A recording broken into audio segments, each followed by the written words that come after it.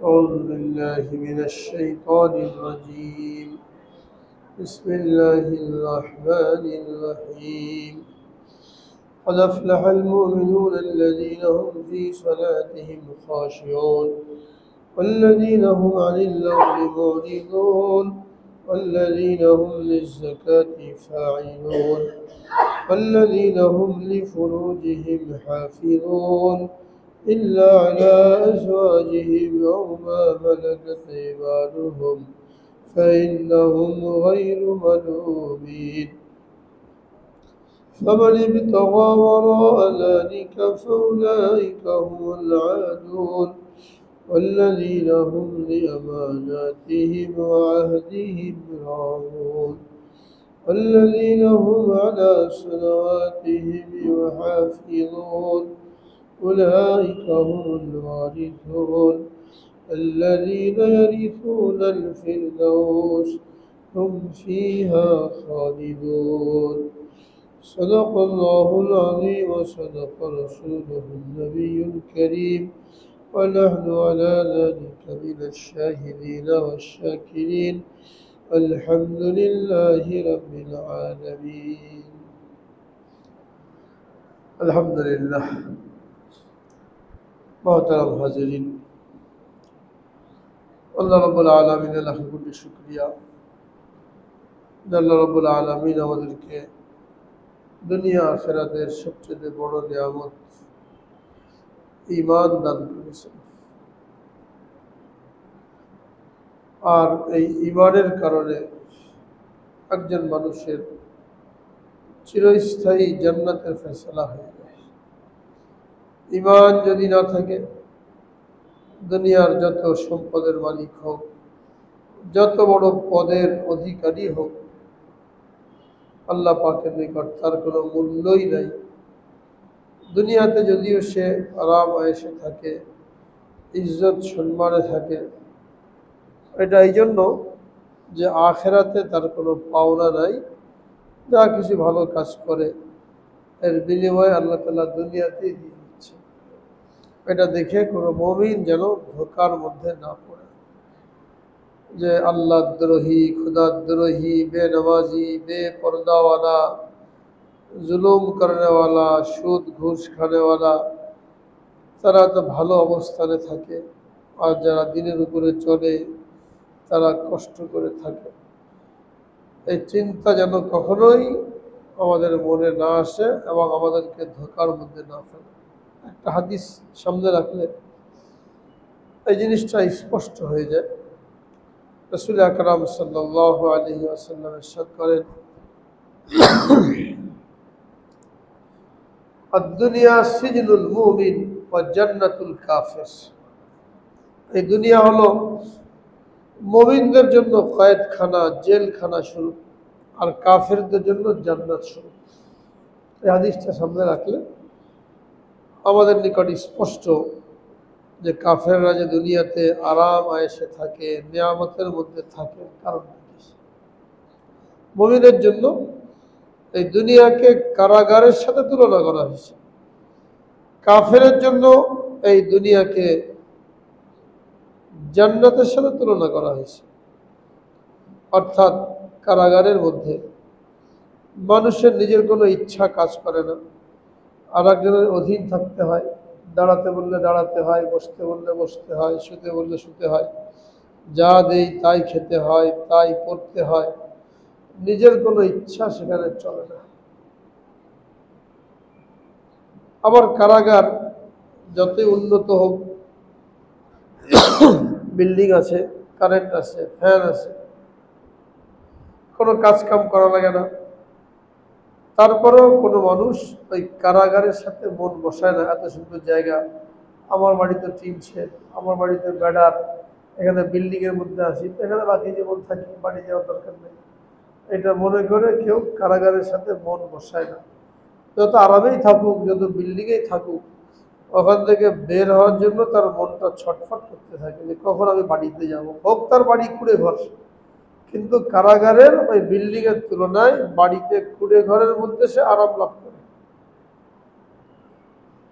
তো একজন মুমিনের জন্য দুনিয়াকে যে কারাগারের সাথে তুলনা করা হয়েছে, এটার উদ্দেশ্য এটাই যে মুমিনের দুনিয়াবী জীবনের চলাফেরা, উঠা বসা সব কিছু শরীয়তের বিধান কর্তৃক নিয়ন্ত্রিত হবে।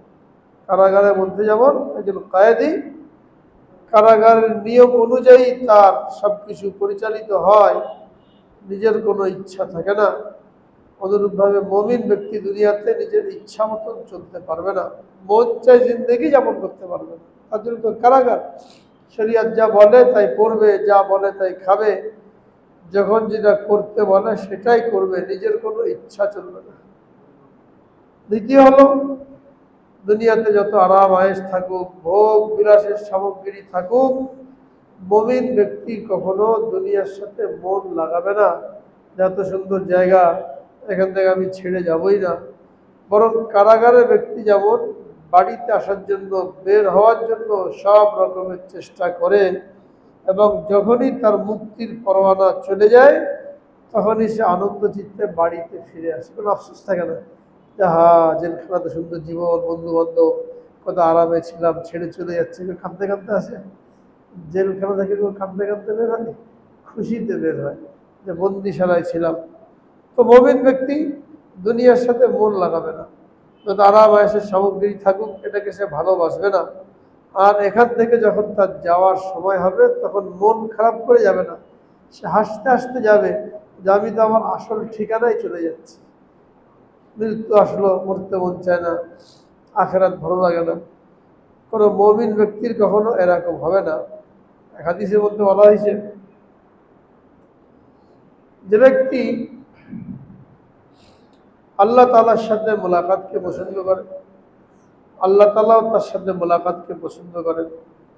আর যে ব্যক্তি আল্লাহর সাথে মোলাকাতকে অপছন্দ করে, আল্লাহ তার সাথে মোলাকাতকে অপছন্দ করেন। আর আল্লাহর সাথে মোলাকাত হবে কিসের মাধ্যমে? মৃত্যুর মাধ্যমে। মৃত্যুর আগে তো আল্লাহর সাথে মোলাকাত হবে না, মৃত্যুর মাধ্যমে মোলাকাত হবে। এর অর্থ হলো যে মৃত্যুকে অপছন্দ করলো, যারা মরতে চায় না, না মরার জন্য যত রকমের চেষ্টা তদবির করলো, মৃত্যুর মাধ্যমে সে আল্লাহর সাথে মোলাকাত করতে পারত।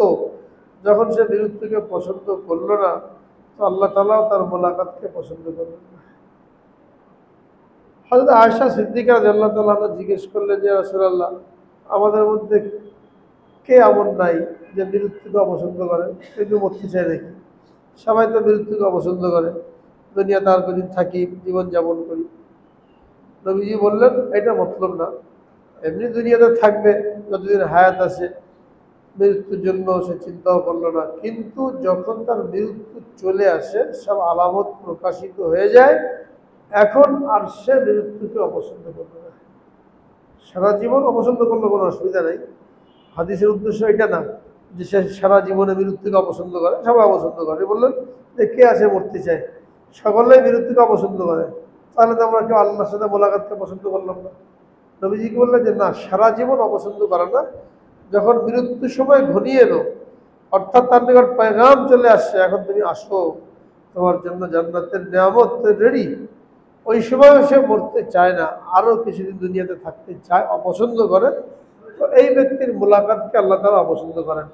অর্থাৎ এটা মৃত্যু হয়েও আল্লাহর সামনে এরকম সম্মানের সাথে স্থান লাভ করবে না।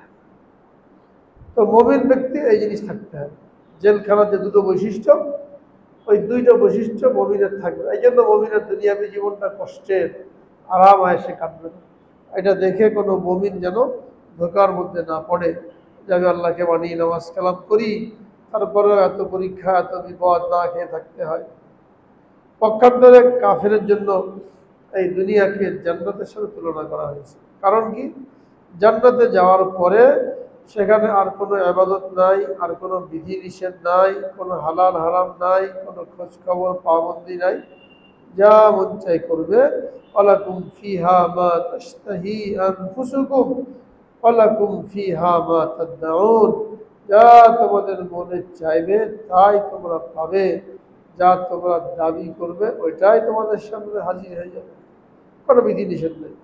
একজন কাফের, তারও দুনিয়ার জীবনটা এরকম, কোনো বিধি নিষেধ নেই, হারাম হালালের কোনো পরোয়া করে না, জায়েজ না জায়েজের কোনো পরোয়া করে না, যেটা ভালো লাগে সেটাই করে, যেটা মন চায় ওইটাই করে। তো জান্নাতের মধ্যে যেমন কোনো পাবন্দি নাই, এখানেও কাফের তার নিজের উপরে কোনো পাবন্দি রাখে নাই। এই জন্য কাফের জীবনটাকে জান্নাতের সাথে তুলনা করা হয়েছে। জান্নাতে গেলে ওখান থেকে আর কেউ বের হতে চায় না, জান্নাত থেকে কেউ বের হতে চায় না, ওটাকে সে আসল ঠিকানা বানিয়ে নেবে। কাফের কি করে, এই দুনিয়াকে তার আসল ঠিকানা বানিয়ে নেয়, এখান থেকে সে যেতে চায় না। এই জন্য টাকা পয়সা খরচ করে, গাড়ি বাড়ি করে, এমন ভাব যেন এখানে হাজার হাজার বছর বাঁচবে, সে মরতে চায় না।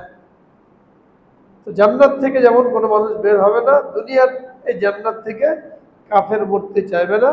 এই জন্য কাফের সাথে এটাকে জান্নাত হিসাবে তুলনা করা হয়েছে।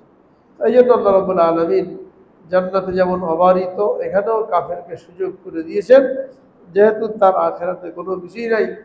তো এটা দেখে কোনো মুমিন যেন ধোঁকার মধ্যে না পড়ে। অনেক সময় আমরা এগুলো দেখে ধোঁকার মধ্যে পড়ি, মন খারাপ করি। আল্লাহ রাব্বুল আলামিন ইরশাদ করেছেন কোরআন পাকের মধ্যে 25 পারা, যে দুর্বল মুমিন মুসলমান তারা তাদের ঈমান হুমকির মুখে পড়ে যাবে, পদস্খলন হয়ে যেতে পারে দুর্বল ঈমানের কারণে। এই আশঙ্কা যদি না হতো, তাহলে আমি দুনিয়াতে কাফেরদেরকে এমন বাড়িঘর দিতাম যার একটা ইট স্বর্ণের হতো আর একটা ইট রূপার হতো, ছাদে ওটা সিঁড়িটাও স্বর্ণের বানিয়ে দিতাম, এত সম্পদ দিতাম। কিন্তু এখনই যা আছে এটা দেখেই তো মুসলমান ধোকার মধ্যে পড়ে যায়। আর কত মুসলমান এটা পাওয়ার জন্য ইমানকে পরিত্যাগ করে খ্রিস্টান হয়ে যাচ্ছে, কাদিয়ানি হয়ে যাচ্ছে, শিয়া হয়ে যাচ্ছে। কি জন্য হয়? ভালো খাওয়ার জন্য, ভালো করার জন্য, আরামের জীবনটা কাটানোর জন্য। আর ওই রকম যদি হতো তাহলে তো কত লোকের ইমান চলে যেত। তো মুসলমানের ইমান যেন পরীক্ষার মধ্যে না পড়ে, পদস্খলন যেন না হয়ে যায়, এই জন্য এতটুকুই দিয়েছেন। তো এরপরেও মানুষ ধোকার মধ্যে পড়ে যায়। এই জন্য বারবার চিন্তা করা দরকার যে দুনিয়াতে কি আছে না আছে, কতটুকু ভোগ দখলের সামগ্রী পেলাম, এটা দেখার বিষয় না। দেখার বিষয় হলো আল্লাহ রাব্বুল আলামিন আমাকে ঈমান দিয়েছেন, যে ঈমানের কারণে আমি সব চাইতে দামি মানুষে পরিগণিত হয়েছি। ঈমান মানেই হলো আল্লাহর পরিচয় লাভ করা, আল্লাহর সাথে বান্দার সম্পর্ক কায়েম হওয়া। আল্লাহর সাথে যদি বান্দার সম্পর্ক কায়েম হয়ে যায়, তাহলে তার আর কি লাগে? কোনো দেশের প্রধানমন্ত্রী, বাদশাহ, তার সাথে যদি কোনো ব্যক্তির সম্পর্ক কায়েম হয়, যখন তখন দেখা করতে পারে, যখন তখন এটা ওটা চাইতে পারে, তো তার কোনো আর পেরেশানি থাকে, কোনো টেনশন থাকে? আমার তো সরাসরি উপরে সম্পর্ক, যখন যাবো মন চাই পেয়ে যাব। তাহলে একজন বান্দার যখন আল্লাহর সাথে সম্পর্ক হবে, তো তার কেন টেনশন থাকবে, কেন পেরেশানি থাকবে? এই জন্য ঈমান অর্থই হলো আল্লাহর সাথে সম্পর্ক, আল্লাহর পরিচয় লাভ করা। বাদশাহ আলমগীর, মোগলদের বাদশাহ, মোগল আমলের অন্যতম বাদশাহ, ওনার ছেলে ওই যুগে সবচেয়ে বড় যে আলেম ছিলেন, যার নাম ছিল মোল্লা জিয়ন, তার কাছে লেখাপড়া করতো, এলেম শিখত।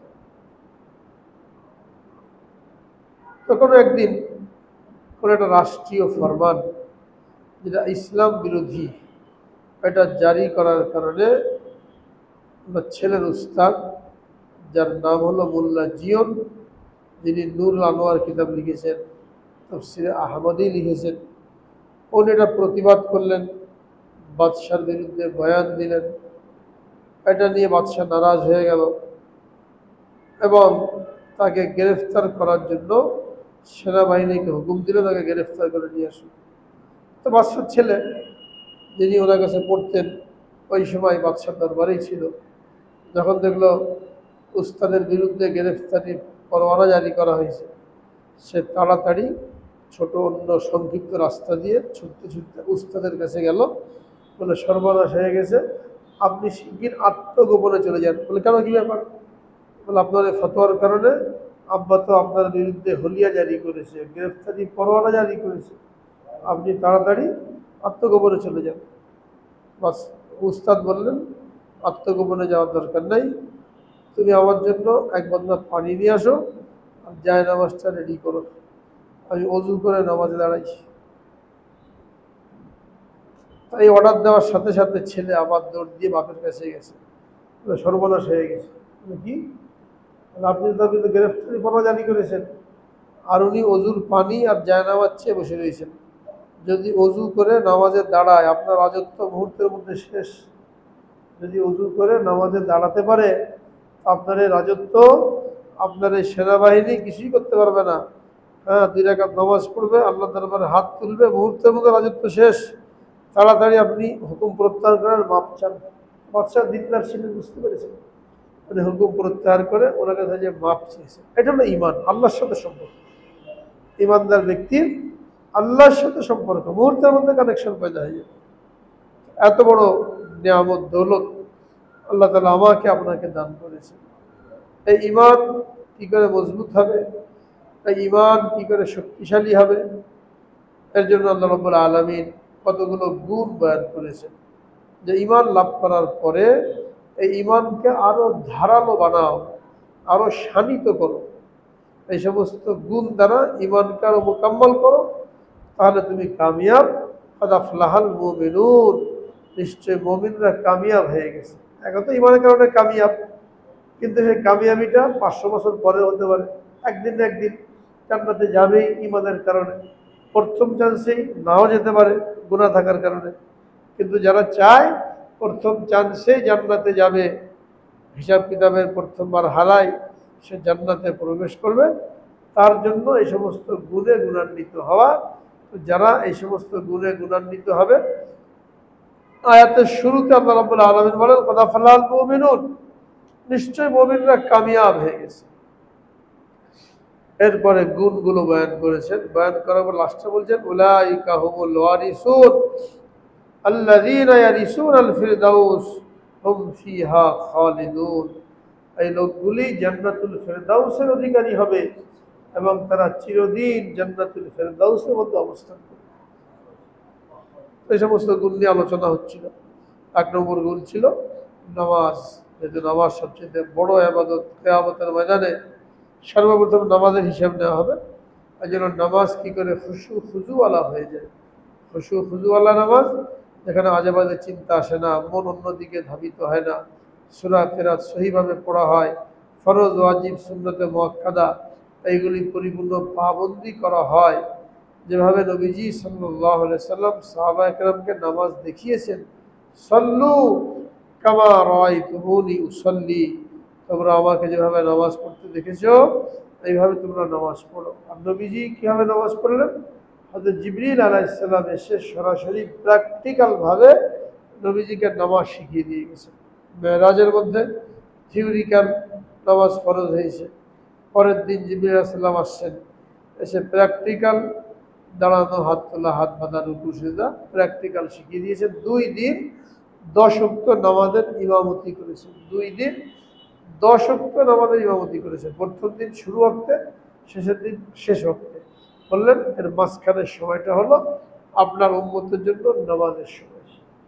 তারপর নবীজি বললেন সল্লু কামা রাআইতুমুনি উসাল্লি, আমাকে উনি নামাজ শিখিয়ে দিয়েছেন, আমি যেভাবে নামাজ পড়ি তোমরাও এইভাবে নামাজ পড়ো। তো আমার আপনার নামাজটা যখন নবীজির নামাজের মতন হবে, এটা হলো খুশু খুজুওয়ালা নামাজ। কারো কাছে শিখলাম না, প্র্যাকটিস করলাম না, বই একটা নামাজ শিক্ষা কিনে একা একাই পড়ে নামাজ পড়া শুরু করলাম, তো না তো দাঁড়ানো সই হবে, না তো হাত বাঁধা সই হবে, না তো হাত তোলা সই হবে, রুকু সিজদা সই হবে না। যার কারণে দেখা যায় একই মসজিদে এক একজন এক এক রকম হাত তোলে, এক এক রকম হাত বাঁধে, বিভিন্ন নিয়মে পড়ে, নিয়ম তো একটাই, ওটা না শেখার কারণে এই অবস্থা হয়েছে। তো প্র্যাকটিক্যালভাবে নামাজের মশক যদি করা হয়, নবীজি সাল্লাল্লাহু আলাইহি সাল্লাম সাহাবায়ে কেরামকে ওযু করা শিখিয়েছে। এটা কোনো ছোটোখাটো বিষয় না। আজকাল বয়ান হয়, ওয়াজ হয়, উচ্চাঙ্গের কথাবার্তা বলা হয়, হ্যাঁ, ইতিহাস ভূগোল এইগুলো নিয়ে আলোচনা হয়। আর লোকেরা মনে করে না জানি কত বড় বক্তা। ইতিহাস ভূগোল তো একা একা বই পড়ে শেখা যায়। ওয়াজ মাহফিল হয়, বয়ান হয়, ওখানে ইতিহাস ভূগোল বয়ান করার জন্য না, ওখানে তো মানুষের যেগুলো নাজাতের পথ, কামিয়াবির পথ, আমলগুলো হাতে কলমে ধরে ধরে শেখানো, এটা ওয়াজ মাহফিলের উদ্দেশ্য হওয়া উচিত। এটা না হয় কিছু গল্প শোনালাম, হাসালাম, কাঁদালাম, কবিতা পড়লাম, প্লাস লাখ টাকা নিয়ে চলে গেলাম। এই বয়ান দ্বারা মানুষের কী ফায়দা হয়? বয়ানের উদ্দেশ্য হলো মানুষের দিল যেন নরম হয়, মানুষ যেন আখেরাতমুখী হয়, এবং কোন আমল তাকে জান্নাতে নিয়ে যাবে, কোন আমল তাকে জাহান্নামে নিয়ে যাবে, এইগুলো সম্পর্কে সতর্ক করা, এইটা হতে হবে ওয়াজের উদ্দেশ্য। যেটা আল্লাহ রাব্বুল আলামিন কোরআনে পাকের মধ্যে বলেছেন, ওয়াযাক্কির ফাইন্না যিকরা তানফাউল মুমিনিন। হে নবী, আপনি নসিহত করতে থাকুন, উম্মতকে নসিহত করতে থাকুন। নসিহত করলেই উম্মতের ফায়দা হবে। শুনবে, আজকে আমল করতে পারবে না, আর একদিন আমল করবে। এই জন্য এগুলো কোনো ছোটখাটো বিষয় না। কিছু মুনাফিক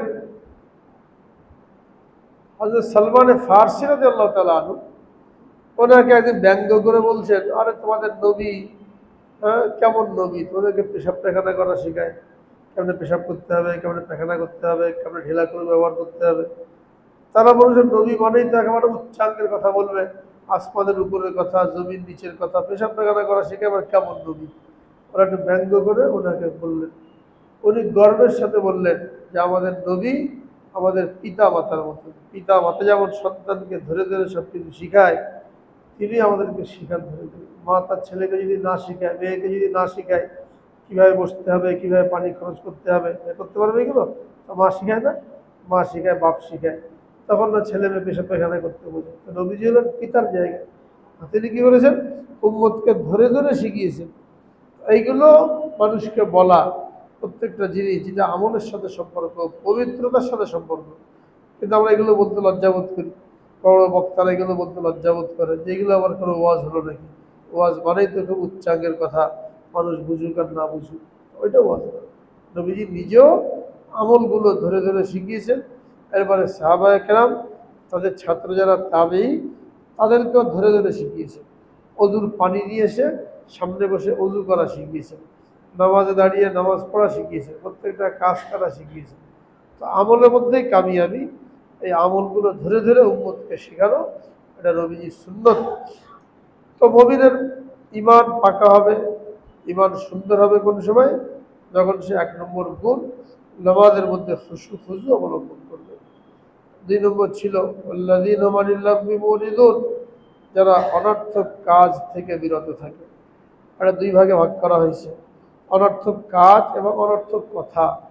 এগুলো মুমিনের জন্য শোভা পায় না। মুমিনের প্রত্যেকটা কথা অনেক দামি, প্রত্যেকটা কথার তাকে হিসাব দিতে হবে, প্রত্যেকটা কাজ অনেক দামি। এই কাজের কারণে সে জান্নাতি হতে পারে। এখন তার কাজ যদি অনর্থক বিষয়ের মধ্যে ব্যয় হয়, তো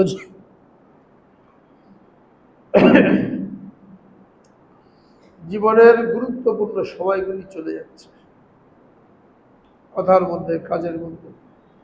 অনেক সময় আমরা কথা বলি, প্রয়োজন নাই, একসাথে বসলে বলতেই থাকলাম, কেউ জিজ্ঞেস করে নাই, আমি বলেই যাচ্ছি কথা। কেউ জিজ্ঞেস করলো না, কেউ জানতে চাইলো না, আবার মনোযোগ দিয়ে শোনেও না, কিন্তু উনি কথা বলতে খুব পছন্দ করেন, কথা বলেই যাচ্ছে। এত কথা বলার কি দরকার? বুজুর্গানে কেরাম কিভাবে কথাকে কন্ট্রোল করেছে।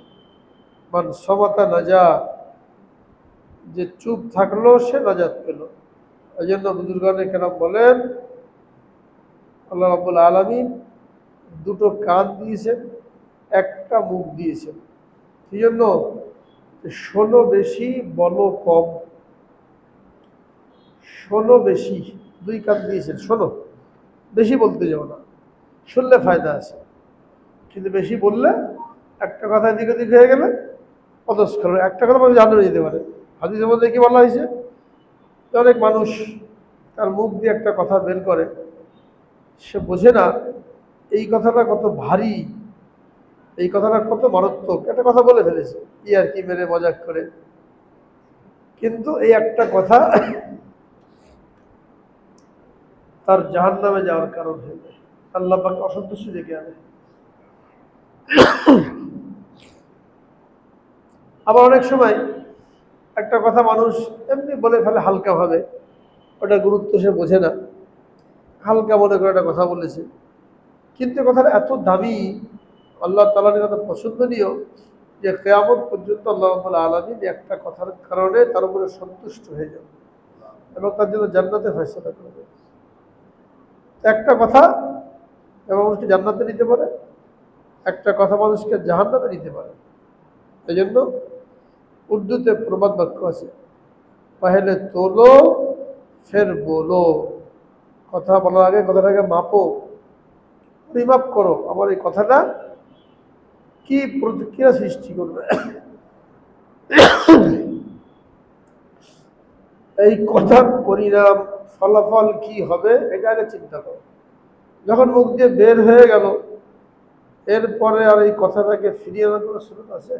বন্দুকের গুলির মতন গুলি বের হয়ে গেল, এখন তো যার সামনে যাবে ভেদ করেই চলে যাবে, ফেরত নেওয়ার কোনো সুযোগ।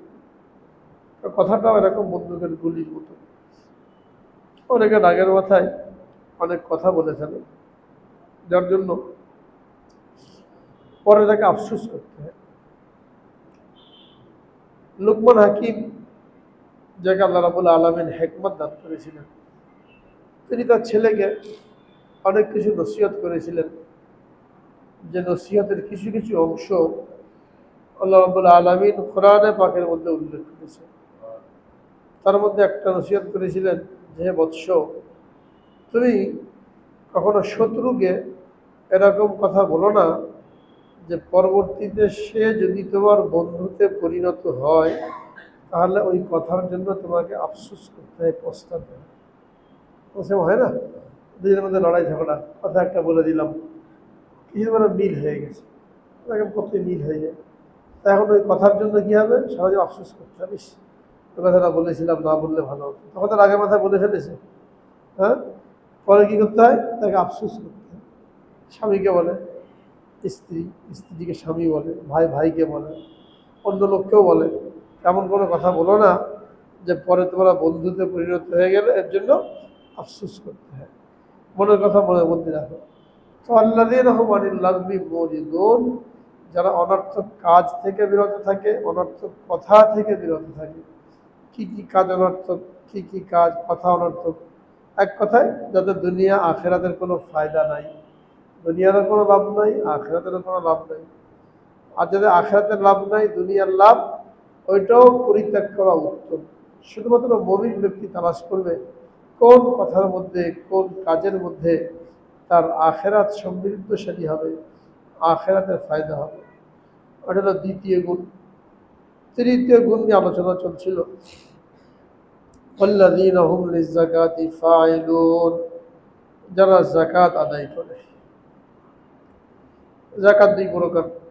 যাকাত মানে পরিশুদ্ধি অর্জন করা, মালের পরিশুদ্ধি হতে পারে, অন্তরের পরিশুদ্ধি হতে পারে, দুটোটাকে যাকাত বলা হয়।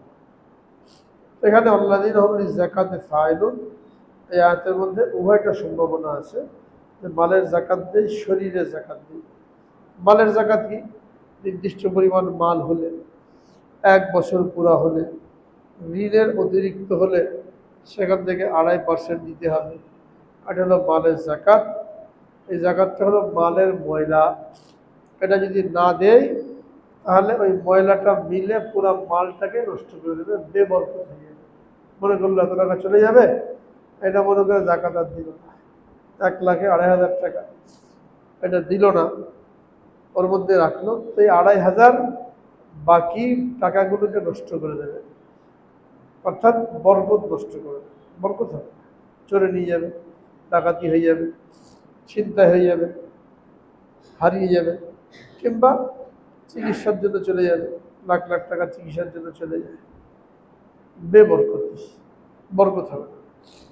কত লোক লাখ লাখ টাকা কামাই করে, মাস শেষ হতে হতে পকেট খালি, লাখ টাকা বেতন পায়, শেষের দিকে যে টানাটানি হয়ে যায়। আর কত মানুষ 10,000 15,000 টাকা বেতন পায়, এই দিয়ে তার নিশ্চিন্তে নির্বিঘ্নে সংসার চলে যায়। তো বরকত, বরকত কখন আসবে, যখন মালের হক আদায় করা হবে। মালের হক হলো এই যাকাত আদায় করা। যাকাত হলো ফরজ, প্রত্যেকটা ফরজের সাথে কিছু নফলও আদায় করা লাগে। যেমন ফরজ নামাজ, শুধু ফরজ নামাজ পড়লেই হবে না, এর সাথে কিছু নফলও রাখতে হবে। কেন, আমরা যে ফরজগুলো পরিপূর্ণ আদায় করতে পারি এর কোনো গ্যারান্টি নেই। কিয়ামতের ময়দানে যখন এগুলোকে মাপা হবে আর ত্রুটি পরিলক্ষিত হবে, আল্লাহ রাব্বুল আলামিন বলবেন ফেরেশতাদেরকে, দেখো আমার এই বান্দার কোনো নফল আমল আছে, তো নফল তালাশ করা হবে, প্রথম তো নামাজের হিসাব নেওয়া হবে, সর্বপ্রথম নামাজের হিসাব নেওয়া হবে। আউয়ালু মা ইউহাসাবু বিহিল আবদু ইয়াউমাল কিয়ামাতি আস-সালাহ, কিয়ামতের ময়দানে সর্বপ্রথম নামাজের হিসাব নেওয়া হবে। ফরজের ঘাটতি দেখা দিলে নফল দ্বারা পুরো করা হবে। আজন্য বুজুর্গানে কেরাম তারা সবসময় নফলের এহতেমাম করেছেন। সাহাবায়ে কেরাম, স্বয়ং নবীজি সাল্লাল্লাহু আলাইহি সাল্লাম যার সমস্ত গুনাহ আল্লাহ তাআলা মাফ করে দিয়েছিলেন, তিনিও রাতের বেলায় লম্বা নামাজে দাঁড়াতেন, এক এক রাকাতে 5 পারা 6 পারা তেলাওয়াত করতেন, কদম মুবারক ফুলে যেত, মাত্র 2 ঘন্টা ঘুমাতেন, এরপরে উঠে পড়তেন, নামাজে দাঁড়াতেন, ফজর পর্যন্ত নামাজ পড়তেন। আয়েশা সিদ্দিকা রাদিয়াল্লাহু তাআলা আনহা নবীজিকে বললেন, ইয়া রাসূলুল্লাহ, আল্লাহ তাআলা তো আপনার সামনের পিছনের সমস্ত গুনাহ মাফ করে দিয়েছেন, এরপরও আপনি এত লম্বা নামাজ পড়েন, কান্নাকাটি করেন। নবীজি বললেন, আফালা আকুনু আবদান শাকুরা, আমি কি শুকরগুজার বান্দা হব না? আল্লাহ তাআলা মাফ করে দিয়েছেন, রাতে ঘুমাবো, আরো বেশি করে শুকরিয়া আদায় করতে হবে, মাফ করে দিয়েছেন। হ্যাঁ, আফালা আকুনু আবদান শাকুরা, আমি কি শুকরগুজার বান্দা হব না? শুকরিয়া আদায় করার জন্য এই নামাজ পড়ি। সাহাবায়ে কেরাম তারাও নফলের এহতেমাম করেছেন। উসমান রাদিয়াল্লাহু তাআলা আনহু, ওনার সম্পর্কে পাওয়া যায় প্রতি রাতে উনি 2 রাকাত নামাজের মধ্যে 1 খতম কোরআনে পাক করে ফেললেন। কোরআনে পাকের খতম যারা পড়তেই থাকে, তাদের বেশি সময় লাগে না। 1 পারা পড়তে কতক্ষণ লাগে? 10 মিনিট লাগে 1 পারা পড়তে। 10 মিনিটের মধ্যে 1 পারা পড়া হয়ে যায়। আল্লাহ পাক সময়ের মধ্যে বরকত। তাবেঈন যারা সাহাবীদেরকে দেখেছেন, তাদের ঘটনা পাওয়া যায়, তারা কাজকাম করেছেন, আবার রাতটাকে তারা ইবাদতের জন্য বেছে নিয়েছেন।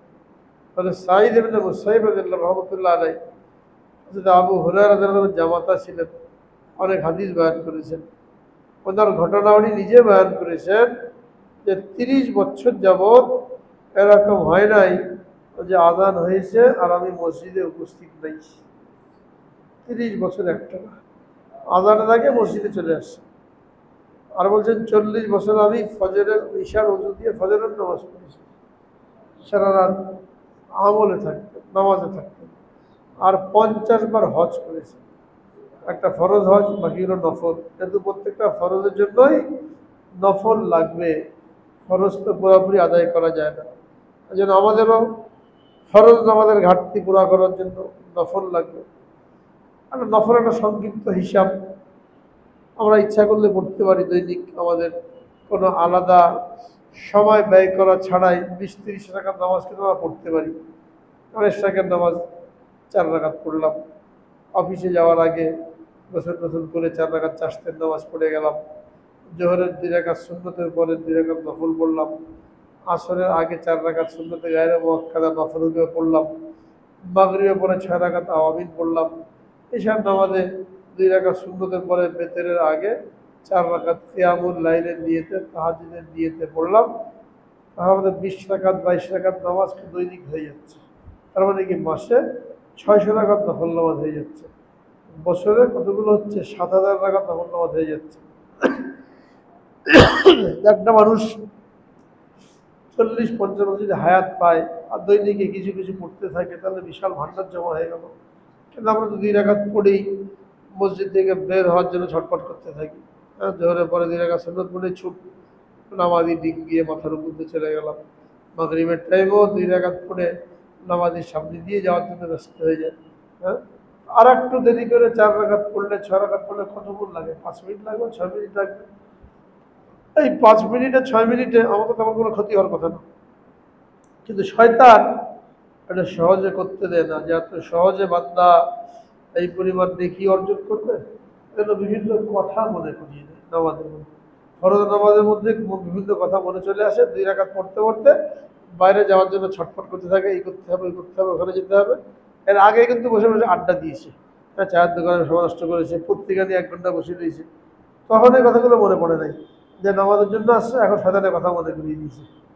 এক লোক আসছে ইমামে আজম আবু হানিফা রাহমাতুল্লাহির নিকট, যে হযরত, আমি ঘরের মধ্যে এক জায়গায় মাল পুঁতে রেখেছিলাম, দিরহাম দিনার, আর ঘরটা অনেক বড়, কোন জায়গায় পুঁতে রেখেছিলাম এখন মনে নাই, এখন বলেন কি করা।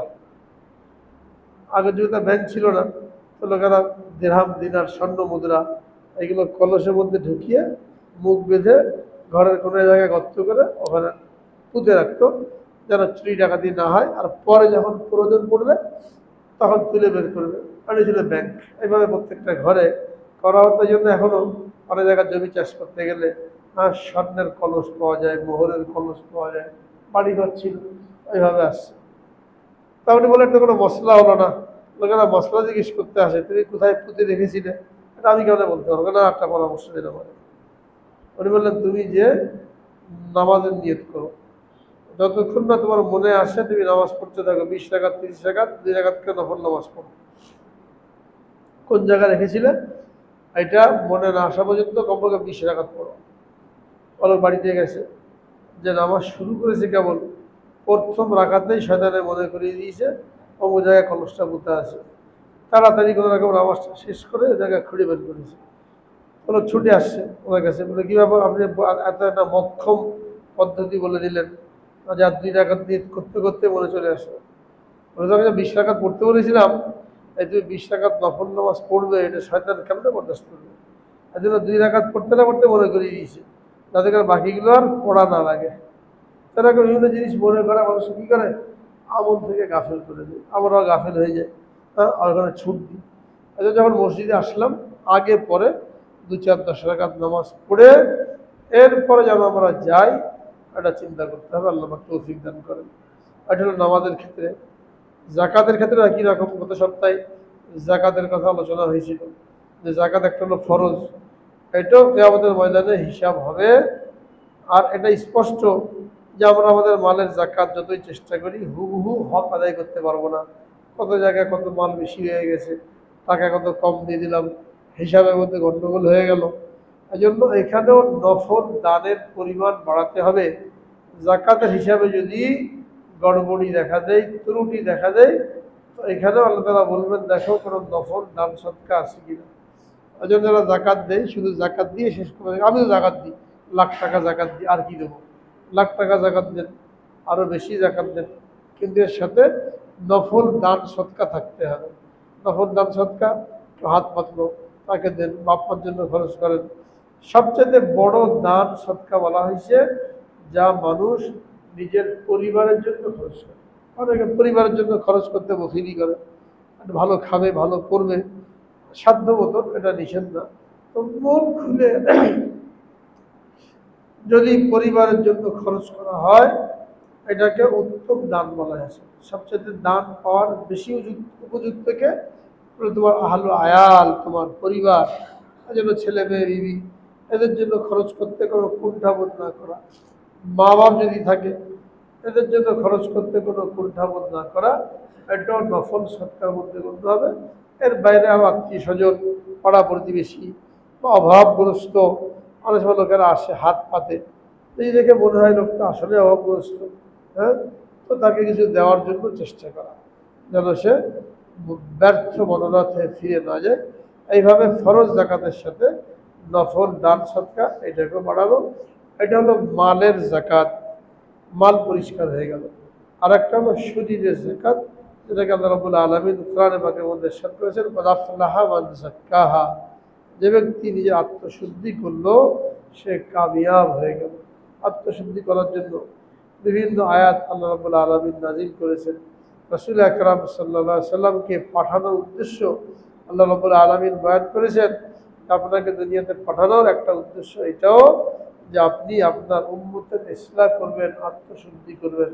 এই জন্য সাহাবায়ে কেরাম নবীজির খেদমতে থেকে এমনভাবে নিজেদের ইসলাহ করেছেন, অন্তরের রোগকে এমনভাবে দূর করেছেন যে তাদের সম্পর্কে বলা হয়েছে আমার কোনো সাহাবী যদি আধা কেজি বরাবর গম, আধা কেজি পরিমাণ গম দান করে আল্লাহর রাস্তায়, আর পরবর্তীতে আমার উম্মতের কেউ যদি উহুদ পাহাড় বরাবর স্বর্ণ রূপা দান করে, তাহলে আমার এই সাহাবীর আধা কেজি গম দান করার বরাবর হবে না।